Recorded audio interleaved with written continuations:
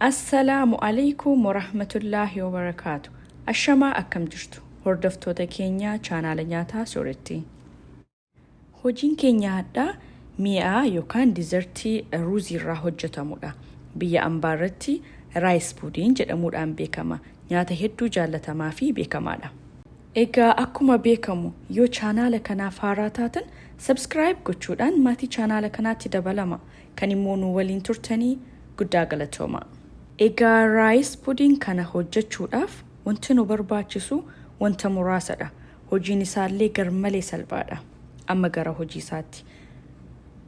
Ruuzii kubbaayyaa tokko miicuurraa jalqabna.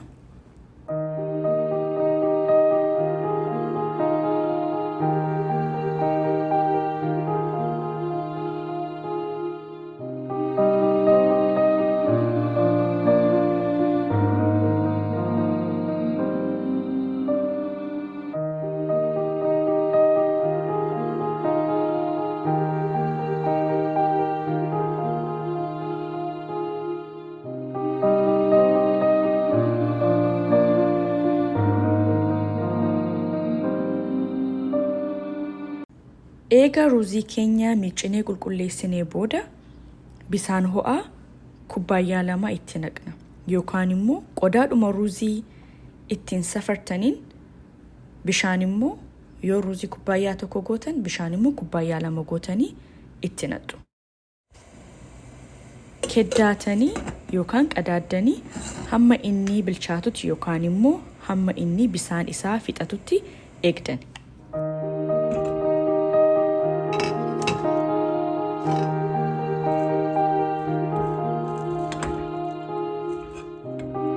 Daqiiqaa muraasa booda ruuziin keenya bilchaatee jira. Kana fakkaata.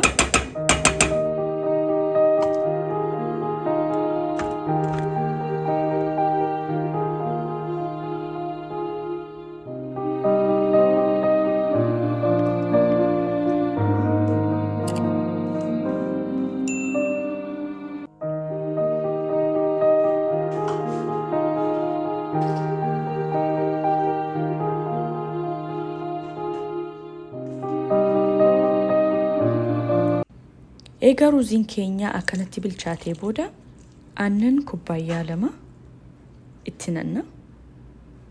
Ani kaniin fayyadame hool milkiidha. Aannan isin barbaadan fayyadamuu ni dandeessan.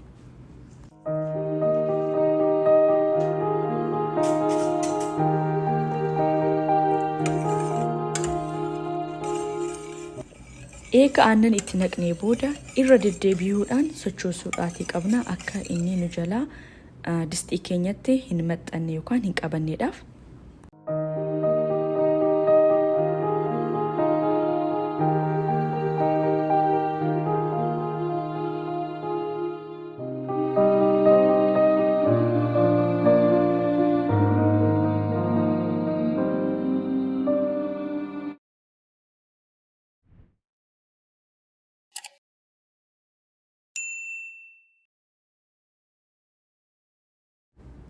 Egaa irra deebi'uudhaan ka chaanaala kanaaf haaraa taatan subscribe gochuudhaan maatii chaanaala kanaa taha. Kan immoo nu waliin turtanii guddaa galatooma. Yoo viidiyoo kana jaallattan like, comment, share gochuu hin dagatinaa. Fayyaa tahaa.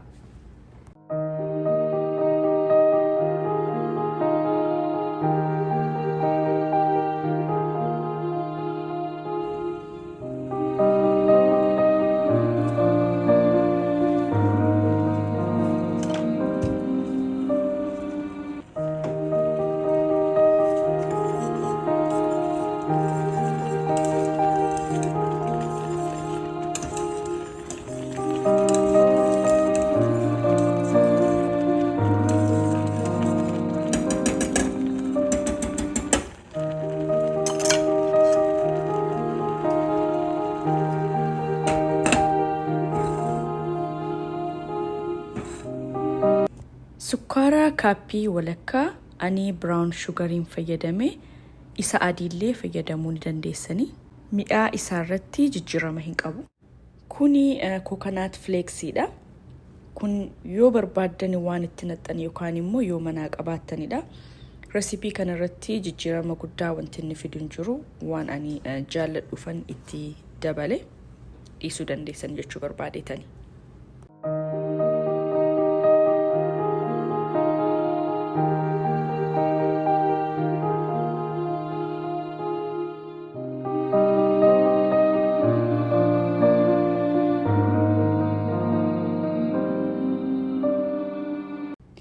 Egaa kanarratti wanti ani jechuu barbaadu yoo sukkaara isa adii fayyadamtanii bifti isaa kanarra addaata.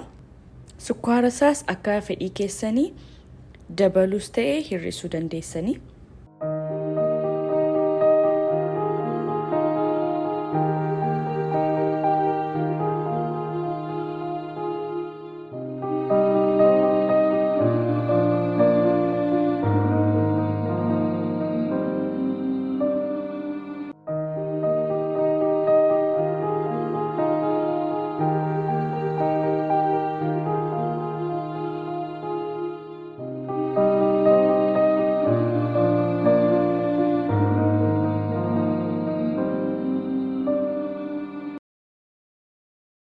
Vanilla extract falana shorbaa tokko itti naqna.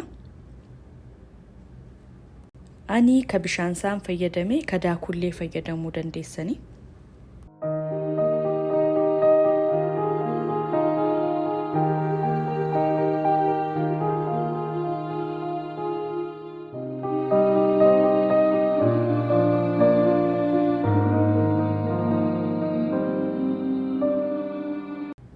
Irra deddeebi'uudhaan sochoosuu keessan hin dagatinaa akka inni nu jalaa distii keenyatti hin maxxannetti.